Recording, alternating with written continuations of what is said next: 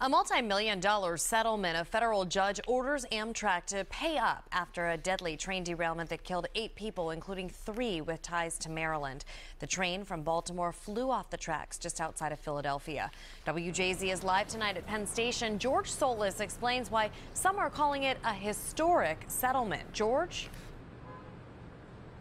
Good evening, Jess. Historic not just because of the amount, $265 million to go to those injured and the family of those who tragically died in this crash, but how quickly this settlement was reached.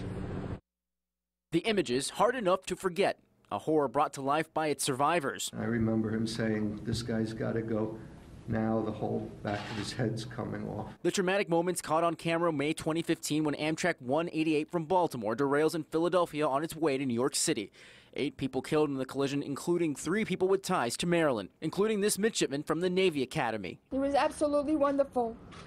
Everybody looked up to my son. A year after the crash, federal investigators focusing their attention on the train's engineer, Brandon Bostian. He went in a matter of seconds from distraction to disaster. Investigators finding Bostian took a curve on the track at more than twice the recommended speed limit after being distracted by radio traffic. All of these findings resulting in a federal judge approving a historic multi-million-dollar settlement for the more than 100 claims that have come from this deadly crash. In total, $265 million will be divided up as a judge sees fit between the victims. Attorneys representing the families grateful victims will be able to move forward. Still, it's a tragedy many train experts believe could have been avoided with positive train control, a tool designed to slow the train down should the unthinkable occur. If he's not listening and he's not doing what he's supposed to do, or she, then the train can be stopped, can be slowed down, and that's the important part. PTC has been installed along the lines the derailment took place, and there are continuing efforts to put it across the country to prevent any further losses.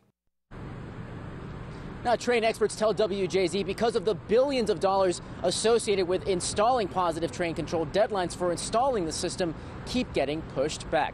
Reporting live at Penn Station, George Solis, WJZ Eyewitness News. All right, George, thank you. A report by the Federal Railroad Administration shows the earliest recommendations for positive train control go as far back as the 1970s.